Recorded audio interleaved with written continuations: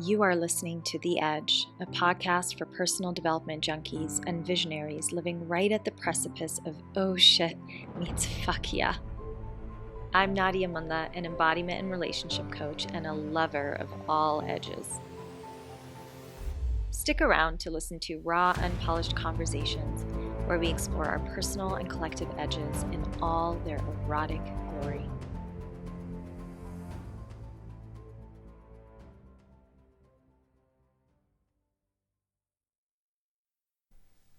Today, you are listening to a coaching episode. In these episodes, you get a little peek into what is normally a private space, my one-on-one coaching practice. This really gives you a glimpse into what it's like to be guided and held by me, and will hopefully leave you with some key aha moments. Everyone who is coached here in these episodes has consented to publicizing these sessions and remains anonymous for the sake of confidentiality. What came up for me was the desire to stay grounded within myself and to have less of the idea of either or, like or being in the togetherness or being in my nice own energy. And I would like to have a more balanced combination of the two. Mm-hmm. So I'm going to reflect back what I'm hearing to make sure I got it right. So there's this desire to both be championing your own needs, your own experience, while also being in the awareness and the championing of the unit and the couple. Yeah. Beautiful. Okay, Jay, what came up for you? So I think the general topic is similar, but my framework is a bit different, I think. Mm-hmm. So what came to mind for me was, so for me, it's very easy to get lost in what I'm doing. Like if I'm really busy with something, whether it's music or reading or starting a new business like I've done recently, then I can get so like absorbed in my own world. I can kind of forget to think about my partner's world and what she wants and where she's going. And so what I would like to talk about is how to not get completely lost in my world. Beautiful. So very similar intentions and obviously two different experiences, which is what we're here to do, is to really understand each other's experiences and eventually bring forward some tools that will hopefully find you both in a place that feels good for everyone. That's a win-win-win. And it's 3 wins because not only are the two of you winning in this and feeling good, but through your understanding and capacity to increase your love, what happens is the world around you wins as well. Your work wins, your family wins, your extended, community of friends wins, because you will be, and just you're going to be better humans, right? When there's a lot more love and understanding. So that's the vision we're holding here. Great. So Jay, I actually want to ask you a follow-up question from what you shared. So you were sharing that there is this desire to not get so lost in your own world, as you so, referred to it as. What do you feel are some negative consequences that you see around getting lost in your own world? Like what happens that you don't like?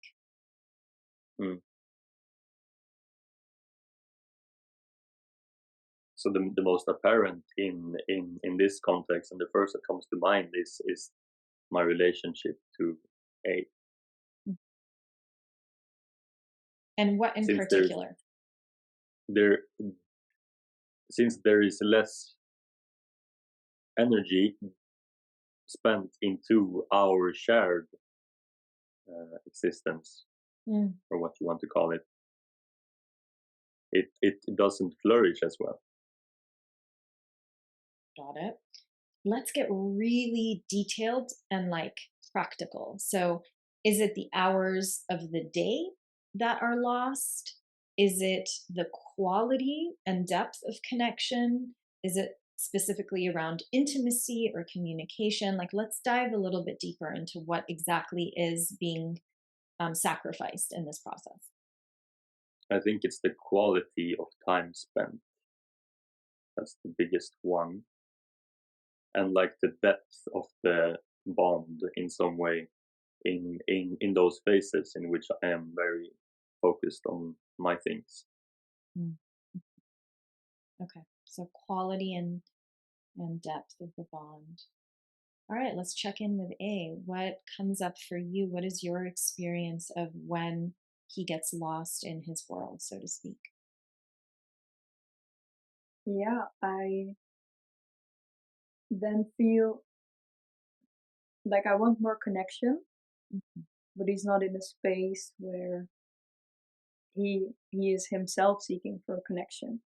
So then I try to go for a connection, but yeah, he's more focused on something else, and that is okay.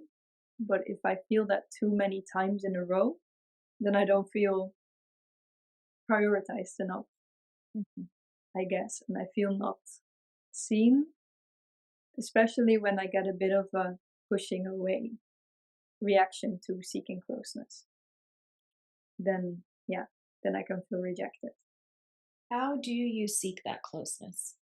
Like, is it like knocking on the door where he's working, being like what is it exactly that you do that has you seeking? Mm, I think for me, it's like when I get home or he gets home, that I'm expecting some type of check-in, Mm. or at least at some point of the day that I expect like a moment where you're really like present with each other and connecting without anything around it.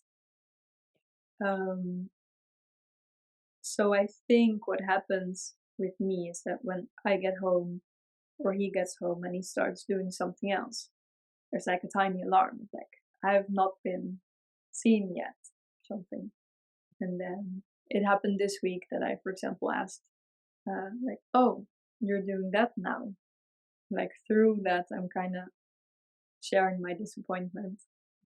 Mhm. Um, yeah, that was what happened this week at least. Let's use this week as an example. Like, this is, it's the more specific we get, the better, because we can really work with it. So I'm curious, Jade, like when A came to you and was like, "Oh, you're doing that now." What comes up for you in your body? Well, so I did not experience that as a question. Mm. To me, it seemed more just like an expression of that you were not happy with what I was doing. And then what happens in your body? Since I was focused on the thing I was doing, I just noted, I think, like the emotional tinge of what you said, and then went back to doing what I did. So, meaning that you were like, you noted, "Oh, she seems upset, but I'm in the middle of something, so I'm going to keep doing it." Yeah, something like that. And so in your system, when you note that, is it like you're tracking it to get back to it later? Or is it just like, oh, okay, that's happening. And then the defense mechanism is, okay, I'm going to go back to work. I didn't feel like it was a def defense to go back to the work. It more felt like the the comment was not really, as I said, a question. It was more just like a upsetness about what I was doing, and then that gives me very little knowledge of what was wanted. Mm. Like I had no idea if she wanted me to stop what I was doing completely and that we do something else together, or if she just wanted a second. which I heard later that she just wanted a second of my time, and then that would have been fine. But I had no idea what was asked of me because it didn't seem like a question. It was just like a expression of Mm. something. So what would you have loved instead? Because we're getting there, but I want to make sure that you're really communicating that. Yeah. So for me, it's I like when things are very explicit because that makes things simple. So to just have a direct question, if we can have a moment,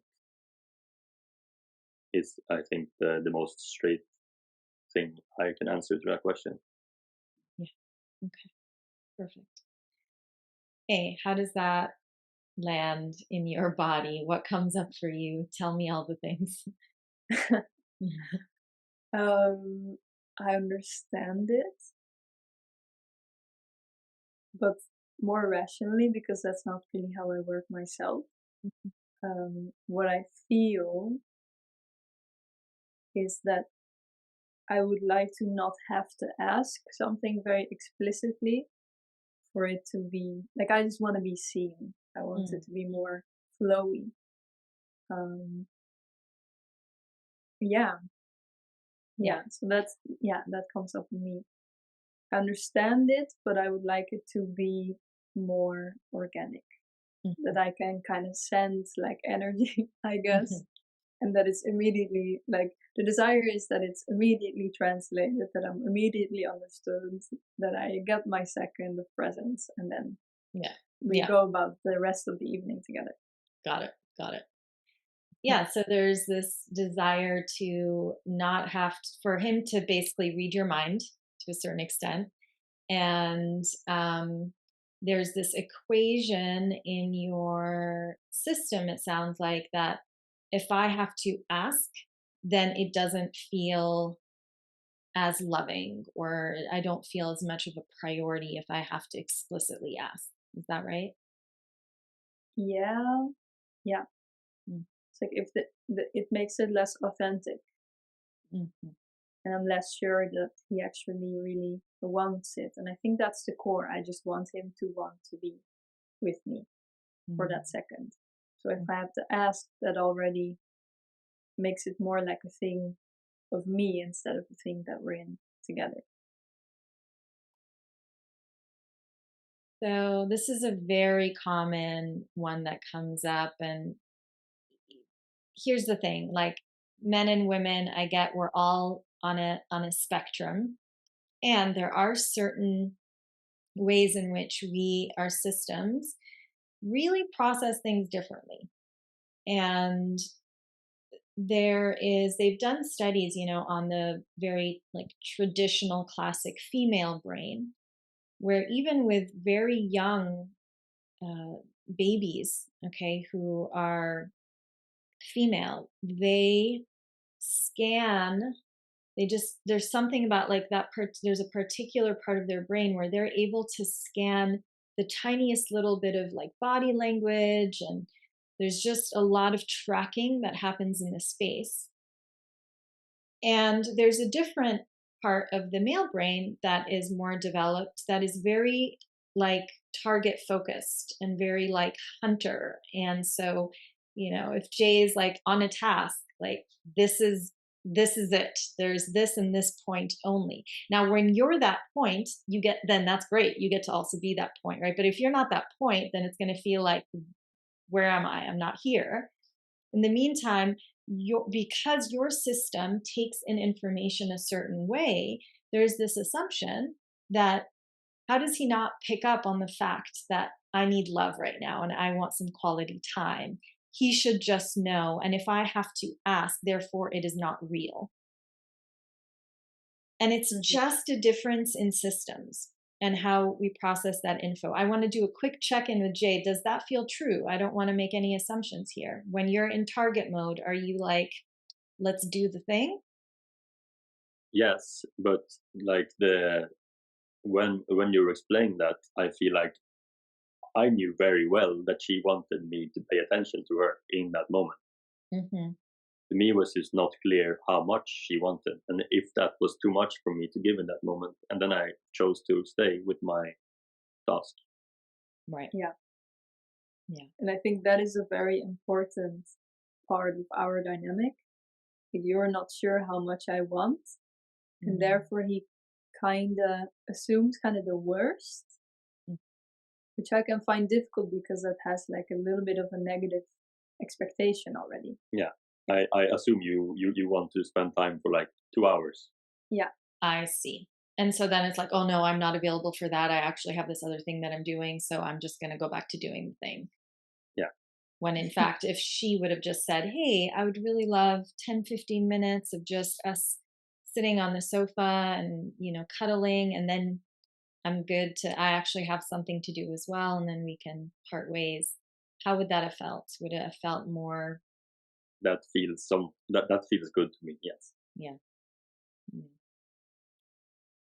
All right. Well, we know that the answer is going to be more explicit communication, and there is challenge in doing that because your system really connects, oh, me asking for this feels like I somehow am getting cheated out of the authenticity of it. Does that feel true? Yeah. Yeah. Yeah. And so my sense is we got to dive a little bit deeper into that piece. Like, what is it about feeling cheated or feeling like, ugh, there's a block around asking for exactly what it is that you want. Yeah. I think for me, the block is the feeling that I'm easily too much. Mm. So where his alarm goes off when I seek for closeness, like that is something that I find really difficult because actually I don't want so much, but I get the feeling, or I translate his reaction in a way where I feel like I'm asking for too much, and then I zoom out and then I see that I'm only, of course I see that I'm only asking for 10 minutes. And then I kind of respond to that in a way like I'm only asking for this, and you make me feel like I'm too much already. And then that makes me feel like heavy and sad. Yeah. Yeah. And when you actually feel into it, if the desire truly is just 10 minutes, at least in this example of connection, and he's right here saying that's not too much. He's saying when you're not clear, I start to create my own story of, oh, it must be all night. And then maybe that feels like, a little more than I can offer, which is never too much, right? None of our needs are too much. And we all know that cognitively, but obviously it doesn't feel safe in our bodies. We get scared, oh, am I too much? Am I too needy? Do I need this? Whatever. And it's like, no, all of our needs are valid. Sometimes the other person, who is also human and has needs, cannot meet that need because they have another need. And that's just relationship, right? And so now, knowing that you being more explicit would actually give you a higher chance of getting what you want, what does it feel like in your system? Does it feel doable, or is there still a block around, oh, I don't want to do it? Or like it doesn't feel like I don't feel fully at ease in my system around this solution? Objectively, it feels really doable. Mm. But But yeah, like your nervous the, system, your heart, I your body, what's going yeah, on? Yeah. I feel like um, the base beneath it, I still don't feel comfortable with. Like I have to do that because otherwise I'm seen as too much. Mhm. And when I ask for closeness, I would prefer, of course, sometimes it is too much on certain days. But I feel like now often there's a tendency to immediately go there. And I would like the response to my seeking for closeness to be a bit more balanced. Like sometimes like yeah, sometimes like oh not now. And now it feels often focused on the like how much do you want? And if I from that base principle, like how much do you want? I have only very little to give. If I then have to act with that in mind, then it feels like I have to um, be a bit small. Like I Yeah. have to work within that small space. And that Mm-hmm. feels like I'm not honoring myself properly because I'm already thinking from his perspective and I'm being like too Right. flexible. Right. So thank you for clarifying that because we just got to what's actually going on. Hello, just taking a moment away from the episode because there's a new event with Chris Bale that we are hosting together for both of our communities on October 7th. We are so excited to be doing these. We do them whenever we feel super inspired and we were feeling it. So here we are. If you would like to sign up to get all the details and get more info on that, you can head to tinyurl.com/Chris Nadia waitlist, and you'll be the first to know when the registration opens. So again, that's tinyurl.com/Chris Nadia waitlist, all one word, or you can just find the link in the show notes of this episode. I will let you get back to the episode and I hope to see you there. Which is that you might want more than 10 minutes. Yeah. So the key here is to ask for what you want, not what you think the other person can give you. Mm-hmm. Now, the masterful version of this is you have to ask for what you want and not be attached to getting exactly that. But maybe you get something else somewhere in the middle. And obviously, in the long term, if you're constantly feeling like, oh, I'm not being met and I have a need that keeps coming up and it's not enough, then that might be a bigger evaluation. But the beginner practice for you is not to go, okay, let me think about what he's available for and then work backwards and negotiate in a sense into like, oh yeah, if I just ask for this, maybe there's a higher chance of me getting it. This is again like it's a very common mechanism that we use to track the space. When we track, like if you think about the primal like animal nervous system, you track to check for like, are there threats in the environment, right? Like, is something going to jump on me? Is like, do I need to run? Like, and obviously that's not the case here, but what you're tracking for is it's the same system that's tracking the environment of the relationship. Okay, what is safe to ask for? What is not safe to ask for? And it is not going to work if you don't come in with your actual truth. Yeah. And to go, I want this much time. And then Jay can be like, I hear you. Here's what I can offer. Like, I got 15 minutes tops, let's say, just going back to that particular example. But if you don't come in with your true request, it's never going to feel self honoring for you. Mm-hmm. And then you can't ever tell whether he can meet you there. Right?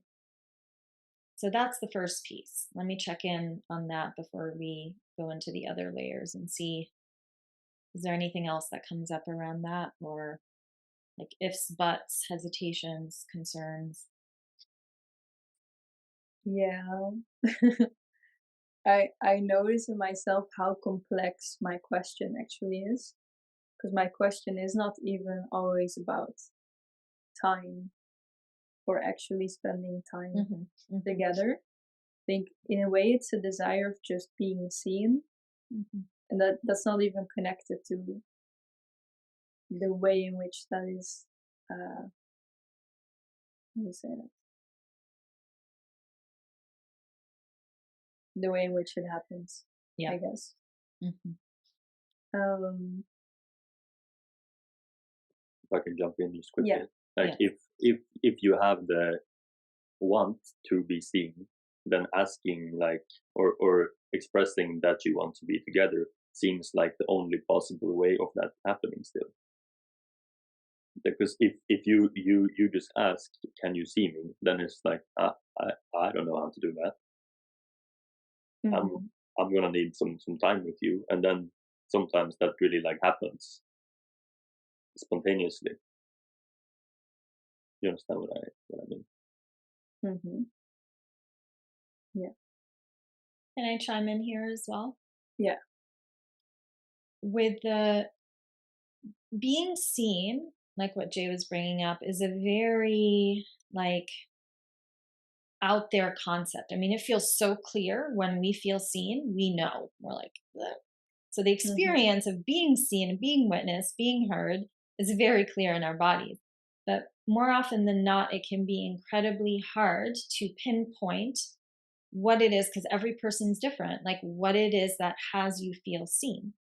And so I'm curious if you know now, and if you don't, that's okay. You can sit with this question after the session, but going like, okay, what is the what are the different ways that I have felt seen by him in the past? Because Hmm. that's going to give you the info. So are there like is there like a moment or a couple of moments that come to mind of when you felt really seen and really satisfied so that he can understand better? I think it's just eye contact, like a small like gesture, like small touch. Mhm. Um, Asking me about my day.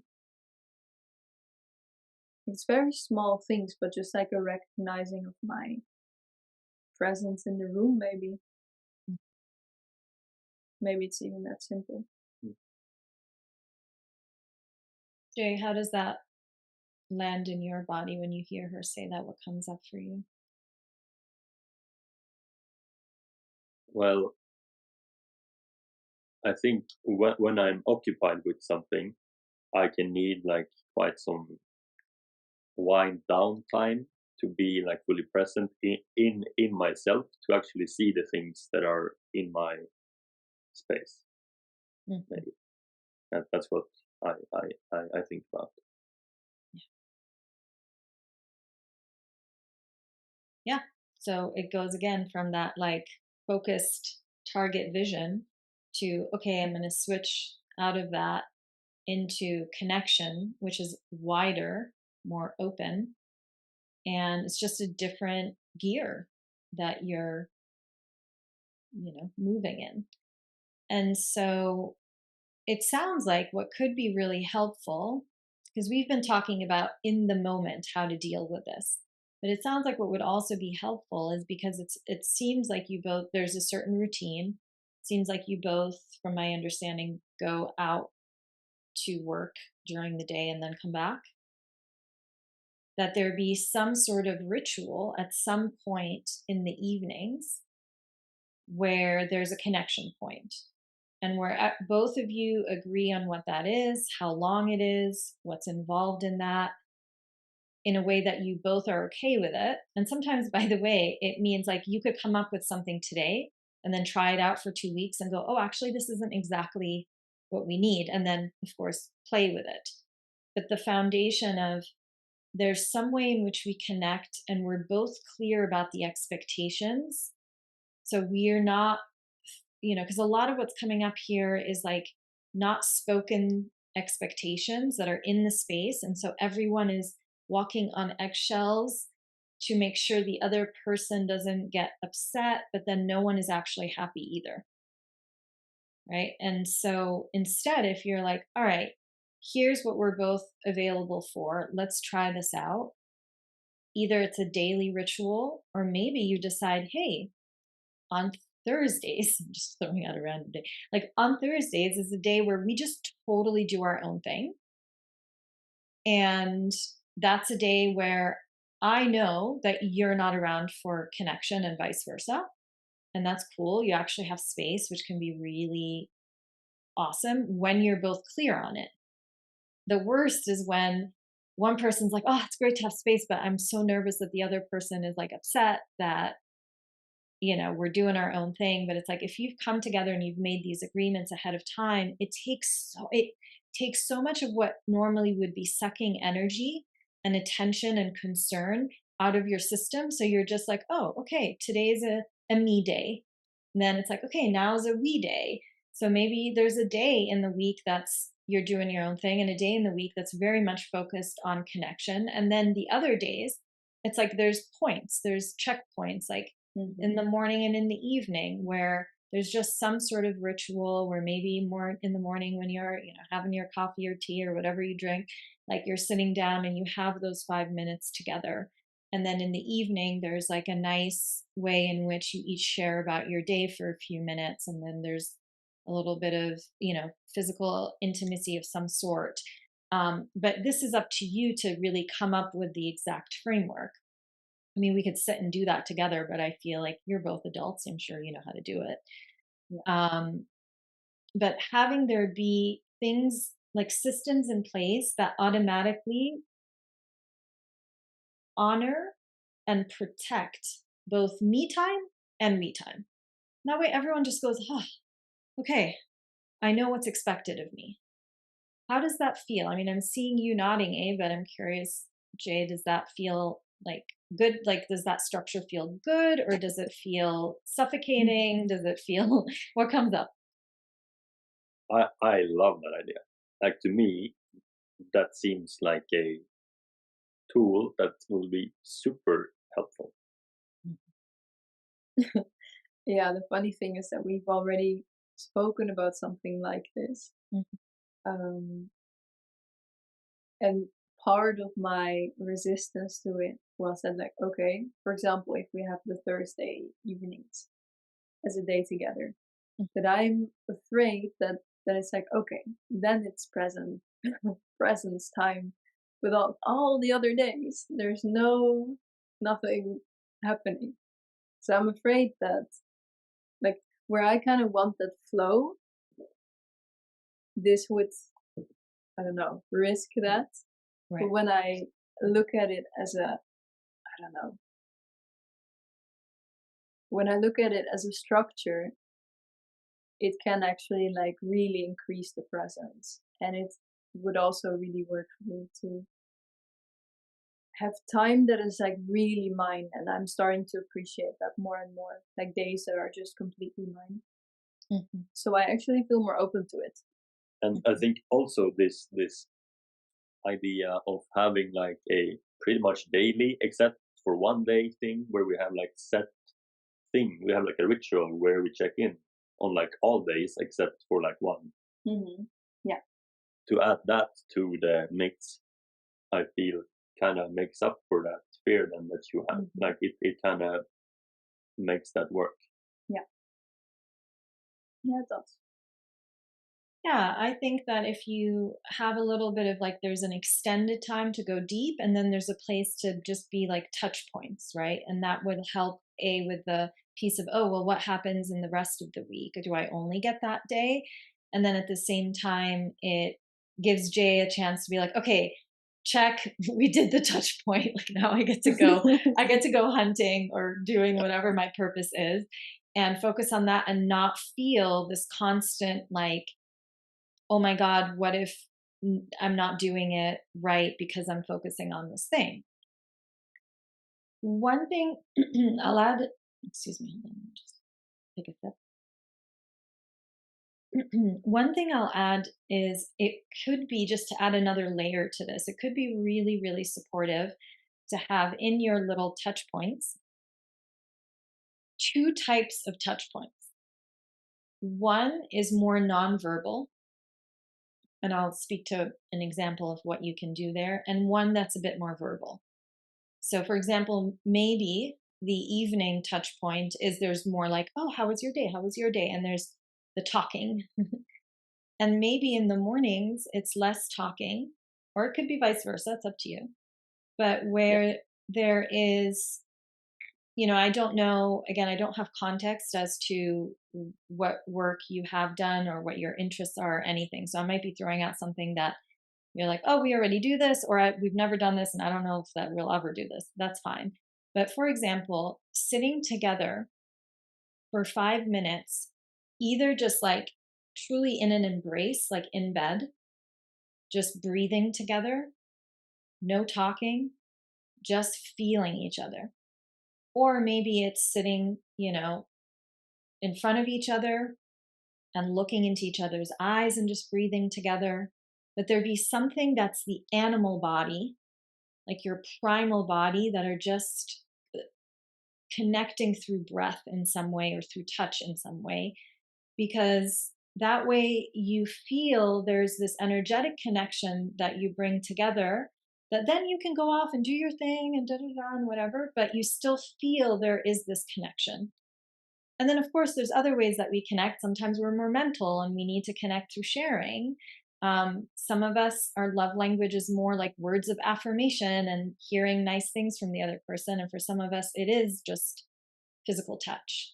But I think either way, we all enjoy both to a certain extent, or it might be an edge for us, but like it's important for us to have that balance of both, where it's like your physical bodies are connecting and your energy fields are connecting, and then also your mental and like your personality and like who you are and your just partnership. Like, hey, I went to the grocery store. If you live together, like you have also just things to talk about that are related to logistics and things like that. So I'm curious how that feels as well. Yeah, really good. Really good. Yeah, I'm excited Yeah, to me try Oh, great. these things out The funny thing already. is, we have done these things also in the start of our relationship. We were actually like, we would sit like in front of each other and like have the eye contact, and Yeah, it was super nice. Yeah. And I guess we kind of like lost touch with that a little bit because now we're so comfortable with each other. We sometimes forget to really tune in.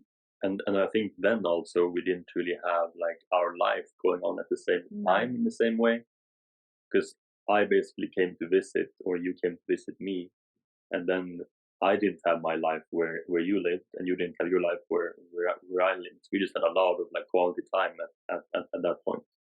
Yeah, presence was more It was just a there. priority Yeah. there. Yeah. Now we have like a million things happening at the same Mm, time that we have to deal with. yeah, Yeah. yeah, and that's every couple has this.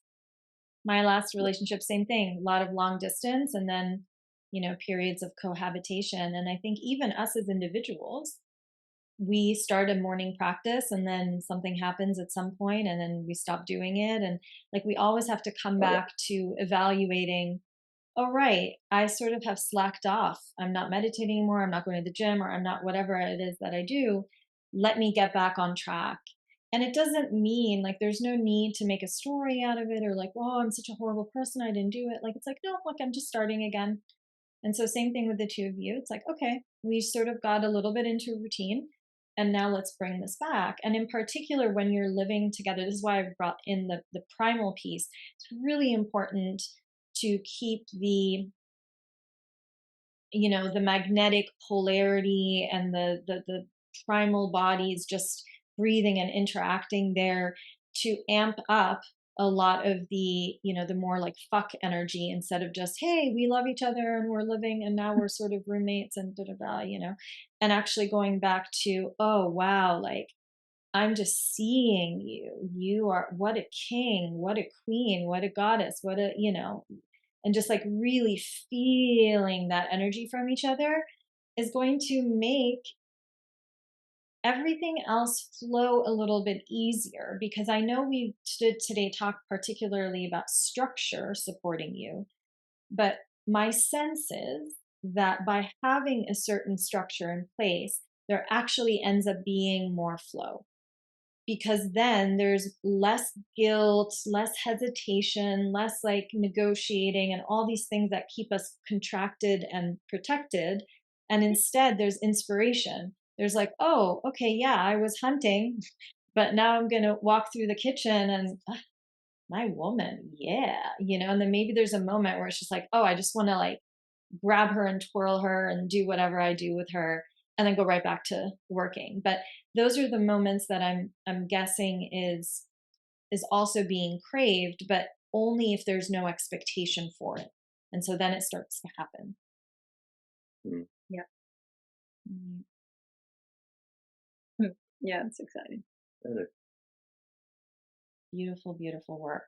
There's one more piece that's more conceptual. I'm happy we landed on the tools so you have something to go and like sink your teeth in. There's one last thing I want to leave you with that's a little bit more conceptual about, again, sort of the difference between masculine and feminine energies. And when I speak to masculine and feminine energies, I'm not even referring to like man, woman, or female, male at all, because we all have both inside of us. But I'm truly referring to just the energy of more masculine is that of craving freedom, craving like being the protector of the me, being the one that moves forward, like it's like an arrow energy, like I am getting somewhere, I'm going somewhere, which, these days in 2023, a lot of women have just as much as men, right? Like we're like, we gotta go, we gotta get shit done, do it. And it's that focus, it's that hyper focus, but it's very much about purpose, freedom, getting somewhere. And then the feminine energy in all of us is a lot more about connection.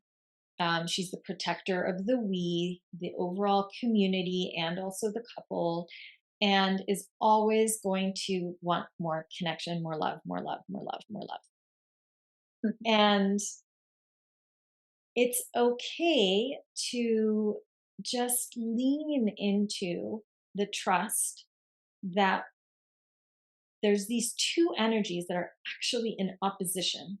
One that says, I want more love, more connection, more closeness, closeness, closeness. And then the other one that goes, more space, more space, more space, And both are so important. It's also part of what creates attraction and magnetism and the desire to merge, right? Like it's because they're so different. But to also navigate through your relationship, really thinking about the fact that, you know what, I'm always going to want more and more and more and never actually going to feel satisfied. Okay. She's always going to want more and more and more and more and more and never feel satisfied. And he's always going to want to like be on purpose, doing his thing, having more space. And like, that's okay. And it doesn't mean that anyone should be fully sacrificing and fully feeling unmet.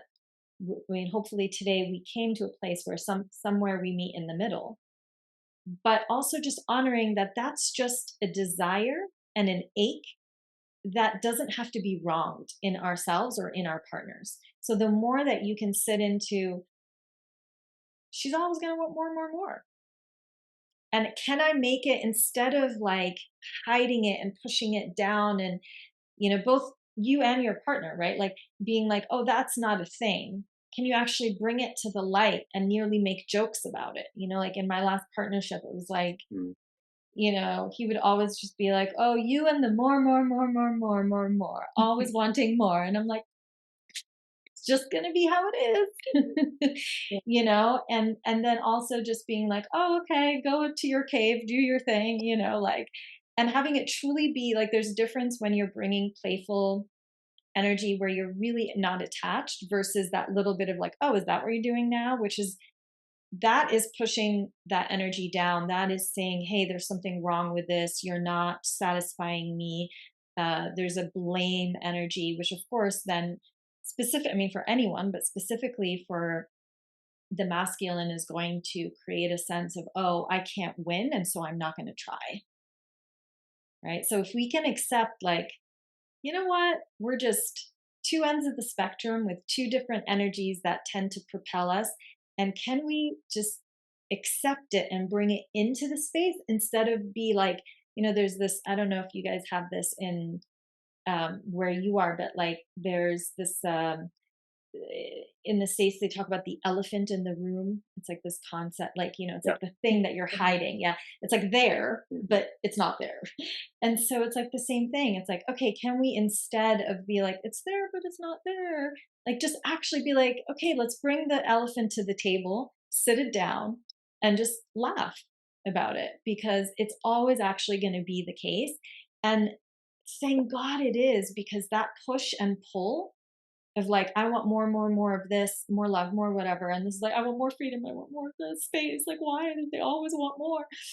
It's like that is actually what creates the best sex, right? Like, this is what creates attraction, magnetism, and fuck energy. And if we didn't have that, if it was just, imagine if it was just two people who are like more, more, more, more, more, then it's just this merging puddle of, there's no more individual, and there's no like ebb and flow or the dance of me, we, me, we. And that's what we want. We actually want a dynamism in the relationship, where it's not just like we're together, we're together, we're together, because then you're gonna stop having sex at some point, and you're just gonna be like, ugh. And then if you're always apart, then you're also not gonna ever have sex, because you're always apart. It's got to be like this, right? Like coming back and forth, sort of like a jellyfish swimming in the ocean. Like, you just think about that. And that's breath too. It's like we inhale, we exhale. It's like the universal law of life, to be in the dance of separation, union, separation, union. So I just want to leave you with that as a concept too, to just make it okay, and to give yourself permission to be in whatever experience you're in, and to not shame or blame yourself about it, and also to not shame or blame the partner who's having an opposite experience. Yeah. Yeah, that's really helpful. Mhm. Yeah, I do, because like um, I understand the dynamic, and I have love for the dynamic, but in the moment, that understanding and that love kind of goes away because the nervous system takes over. So then every time it's like, oh, like when I'm out of that feeling of distress, I guess, it's like, oh, that's what happened, and I feel so much love for it. But in the moment itself, sometimes I can just kind of get lost in my nervous system, and it's really difficult to feel like that solid ground beneath my feet. So I guess I'm wondering, like, do you have tips for that when the nervous system just takes over Mm. and you forget all this stuff? Yeah. Yeah. Well, this is the piece where it's individual work. So where you're working with a therapist or a coach, or, healers of different sorts, where you're really tapping into what is the childhood wound, the programming, the attachment style.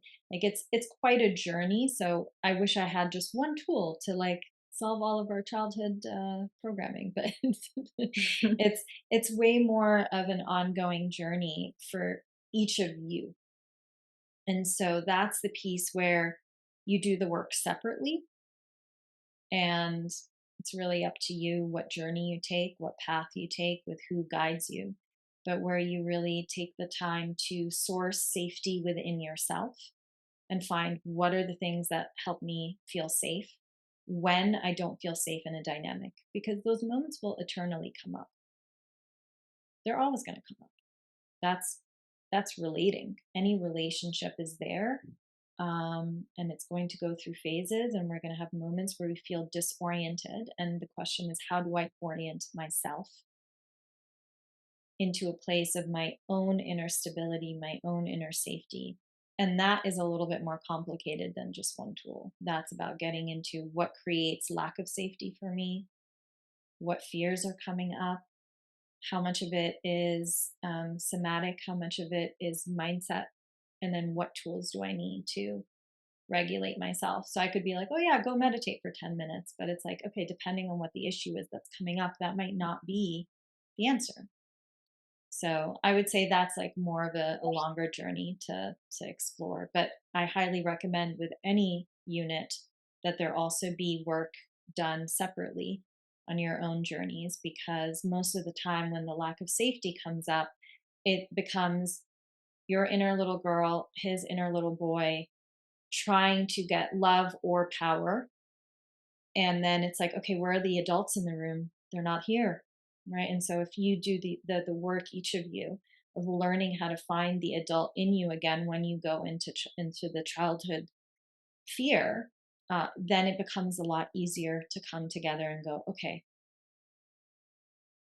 we're leaving the kids outside and we're having a conversation as adults. Yeah. Yeah. Mm. Thank you so much for your time and your trust. It was truly a pleasure. Yeah, Thank thank you. you. Thanks for having us. Yeah. I love you guys so much. Thank you for listening. We would love for you to rate and review the show, and I'd love to know your takeaways from the episode. You can do that by DMing me on Instagram at Nadia Munla.